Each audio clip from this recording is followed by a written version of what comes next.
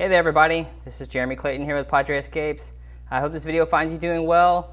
We're here at Clayton Studios, aka my garage, and I just want to go over a few things with the new city ordinance and give you a rundown of some of the highlights, or maybe you want to consider them lowlights. All in all, I think it's been a long time coming, and just want to make everybody aware. I know we've been getting a lot of calls on this subject, and I just want to keep everyone in the loop on what's going on with it. So before we jump into the new ordinance here, I want to take a quick look at this code that's always been in place since Padre Escapes opened its doors, and well before that. We've been open 9 years, and it was in place when we opened our doors. So single-family units in a single-family district cannot be rented for less than a 1 month period. The bed and breakfast home thing, that doesn't really come into play here, so I would just take that part out of this. Single-family houses in the city of Corpus Christi cannot be rented for less than 30 days. This code right here says that. This code's been in place for a long time. So just to be clear, we're just talking about multifamily properties here, which if you're a property owner that works with Padre Escapes, that's what you have, and you're perfectly legal to be doing short-term rentals. Here's the first part of it. Permit required. No short-term rental shall operate within the city of Corpus Christi without a current valid short-term rental permit. That's pretty straightforward. They're going to require you to buy this permit. As you can see on the next line there on the application, the next highlighted line, there'll be an annual fee of $50 for it.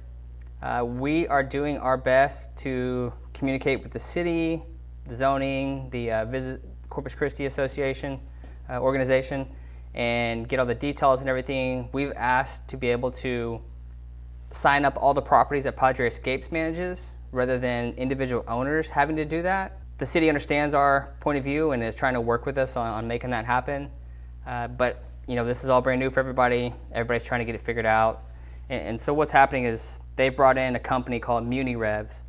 This company has been handling the processing of hotel occupancy tax since about April. We've been working with them all along. We're actually familiar with them from webinars and seminars and conferences we've attended in the past. We have been working with them for a while now, since April. This is the company that will put in these policies and the registration system and whatnot. They're very experienced in this, and just to be frank, the policy that's being put in place is pretty cookie cutter. It's similar to policies you've seen put in across the state, across the country. I know the same company, MuniRevs, they work with Galveston, they work with Brazos County, Harris County, places out in California, different places all over the country, really. So all in all, I think it will be not necessarily a bad thing, hopefully a good thing. The benefits I could see of it is that people who are illegally doing short-term rentals, those in single-family homes, will ultimately be eliminated from being competition for your properties. So that's just less supply, and the steady demand that we've been having, that steady growing demand that we've had, that will just have limited supply for them and mean better rates for you guys as property owners and as us for Padre Escapes. So ultimately, I do think this could be a good thing. I understand it's kind of a pain in the butt. You got to pay this $50. There'll be some other steps that you have to take and that we have to take, but ultimately, I do think this is going to be a good thing. Moving on here. So here, just taking a look at this next section, it's in regards to occupancy, and it refers to the City of Corpus Christi Property Maintenance Code. Here's the actual code. It's a little tough to understand when you're just reading it off the page here, but just for reference, here it is. There's another section there at the bottom that's italicized that's not as applicable to us here, but here's the example that I want to show you. So the example here, the example property has 1,500 square feet. The first person must have at least 150 square feet available to them. Each additional person must have 100 square feet available to them. So for this property, you take away 150 of that 1,500 square feet, then 100 square feet for each guest after that. That means this property can sleep a maximum of 14 guests. Whether that'll be 14 or 15, I'm not sure how that'll work out, but we'll say 14 to 15 guests is the most a 1,500 square foot property can sleep. If you're with Padre Escapes, we already require these things, such as a fire extinguisher. I do think we'll have to double check on some of the size on those, but I think most of them are right there at that 5-pound extinguisher size limit. Smoke and carbon monoxide detectors. So smoke detectors, you're covered, you're good. We've always required properties to be up to code. Carbon monoxide detectors is something that, with the popularity of Airbnb coming into play and that being something on their checklist as a safety requirement, not even a requirement, they ask if you have it. Most of the properties in our area, I believe all properties in our area, don't actually have gas to the property. So it's something we've never required. It's, I personally don't think it's something that should be required for the properties here. If that's the biggest issue we have with it, though, so be it. Let's just get them in there, get it done, and move forward. But that's something that will have to be added to every property if this remains part of the code, which it seems like it's going to be. So be expecting that part. Every sleeping area shall have at least one operable emergency escape. This is kind of another one of those things that we're going to have to look into having added to every property.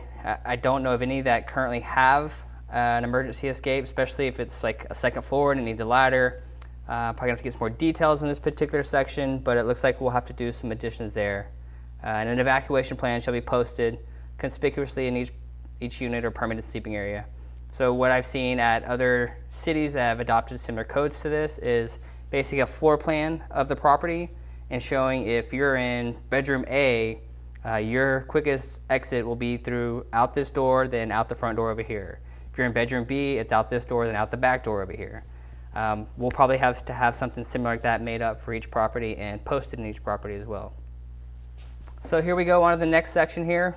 We're going to look at the conduct on premises. Basically says you have to obey the law. You can't be loud and bothering neighbors, and you have to follow the code and ordinances for the city. Pretty straightforward stuff. Advertisement. So this is something that we'll have to put in place. It's having your short-term rental permit number on every advertisement. So we'll have to go in and add that to your property description. For every property that Padre Escapes manages, or an individual owner manages, or another company manages, they'll have to have that short-term rental permit number on there from the city, or the MuniRev system or a city official will flag them and they'll be contacted regarding that. So tenant door notification. This is something they want posted in every property. They want every guest that stays in your property to be aware of these items here. Pretty straightforward stuff. It's understandable that they want to have this in there. It's something that we're going to get made up and put in every property as well. Emergency contact.